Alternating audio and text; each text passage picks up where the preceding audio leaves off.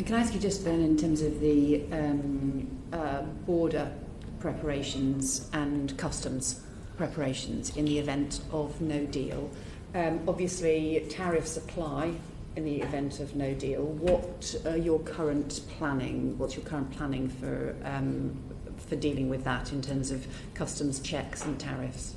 So again, customs are not devolved, but we are saying to UK government that there is a need for deeper and better information for Northern Ireland businesses to prepare. What has been emphasised from the UK side is the decision not to apply tariffs at the land border as a means of demonstrating very firmly that the UK government is not going to do everything the UK government can do to not reintroduce a hard border. What we have to say is that from an economic, this then links to some of the concerns that Stephen's mentioned already.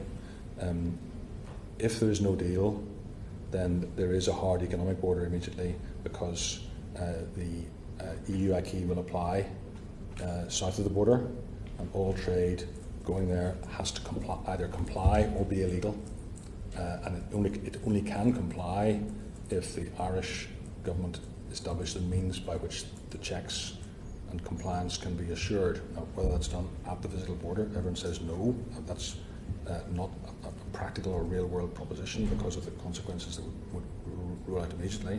So, but if there are no checks, then there's no legal basis for trade. So, in a way, no border south of the border is a barrier to trade. Now, if that is mirror imaged by no checks on goods moving from south to north, the risk of that creating a tension is very high. So this applies especially in agri-food, where the EU tariffs are there, they're very high, they're designed to protect the single market, and they would automatically apply. That there's no possibility of the EU legislating to remove them at the land border. So therefore our farmers, our agri-food producers would be unable to export to the south unless they can pay the tariff, and the tariff would make them unviable.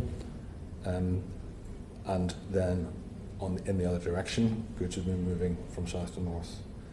That could be seen as very provocative.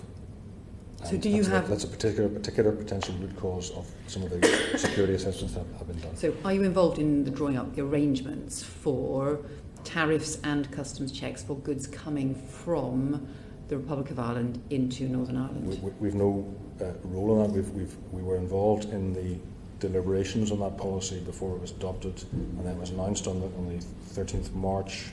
The announcement was that the UK temporary tariff regime would not apply at the land border. Now, that's the only way in which the government can fulfil its commitments to not have a hard border, but it has direct and very difficult economic consequences. What's your assessment? We've put into that. What's your assessment of the smuggling consequences of this? That could be anything that increases the scope and range of differentials, creates opportunities for smuggling. But there's a long history of smuggling on a cross-border basis. At the moment, that is primarily in areas like fuel, alcohol and cigarettes. But as soon as you create tariffs and economic opportunities, then in, say, the agri-food sector or in other sectors economically, then you could find organised crime growing very significantly and very quickly. That depends on behaviours. It's not something that government can assess easily from the outside. And is that an incentive for smuggling that runs through Northern Ireland, in other words, from other parts of the EU, through Ireland, through Northern Ireland, into other parts of the UK? Or is that just about smuggling across the north-south border in Ireland?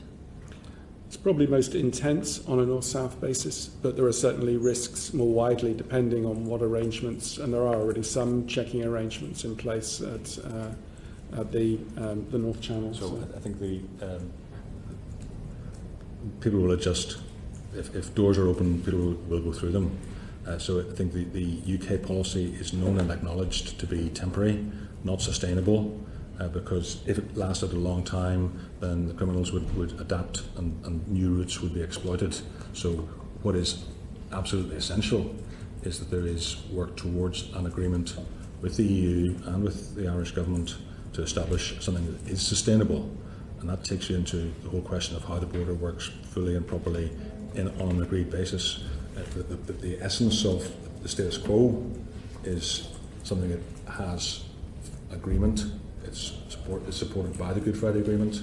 Indeed, the border, in a sense, is only seen as legitimate from an Irish government or a Republican point of view based on the Good Friday Agreement. So there's a need for a new agreement that makes that strong again.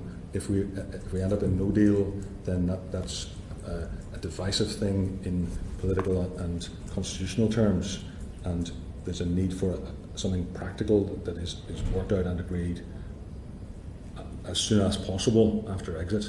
No deal is absolutely not a sustainable position.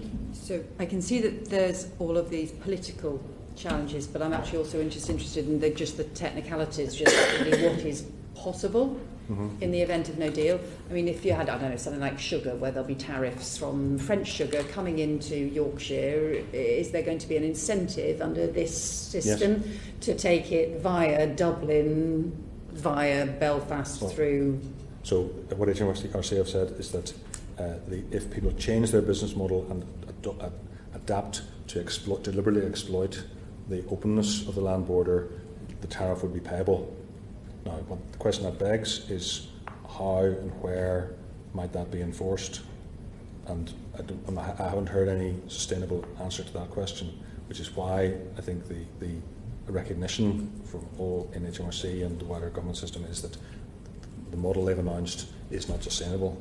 It's necessary. It's a very visible and powerful political statement of no hard border, but it has practical consequences that are very difficult. And so just in terms of the temporary system that's been announced, is your understanding then that if I was a company exporting sugar from France to Yorkshire, and I, instead of taking it through Dover, or I instead decided to take it via the Irish Republic through Northern Ireland and then across through the ports, at what stage would there be an obligation to pay a tariff at the moment if I took that route? That obligation would kick in seeking to move the goods from Northern Ireland to Scotland. So does that mean therefore there will have to be checks between Northern Ireland and Scotland, for example, on goods? That's a logical consequence. My understanding is there aren't any plans to have such checks, but that's a matter for HMRC and the UK government to answer. There are some checks for livestock and so on. Yes, that's in the other direction. That's for live animals coming into Northern Ireland, because Northern Ireland is a single epidemiological unit with Ireland, and that's the control of the agri-food sector and everything to do with plant, animal and human health. There's a very, very strong working between north and south in the status quo. That's one of the major underlying factors, and one that even in the recent comments by the Prime Minister has a recognition that that's a natural thing to look at. Exactly how it plays out depends on where they settle. So at the moment there will be a legal obligation will kick in at the point at which it moves to Scotland, to Yorkshire, but there is no current way of checking or enforcing that legal obligation. Well, I think it's clearly easier to enforce at ports and airports than at the land border. The land border, the nature of it, there's no physical means possible by which it would be conceivable to have comprehensive checks. So I'm speaking hypothetically, and it is all subject to further comment on that by UK government, and of course the SI, the statutory instruments to make these things happen, have not yet been introduced. This is all part of no deal contingency planning. But fundamentally, no one has yet come up with a way to avoid either having checks between the Irish Republic and Northern Ireland, or between Northern Ireland and the rest of the United Kingdom. There's a third theoretical possibility, which is that there would be checks between Ireland and the rest of the EU. Now, that's clearly totally contrary to Ireland's place in the single market and would be incredibly strongly resisted. But so that just put it forward as a third theoretical possibility.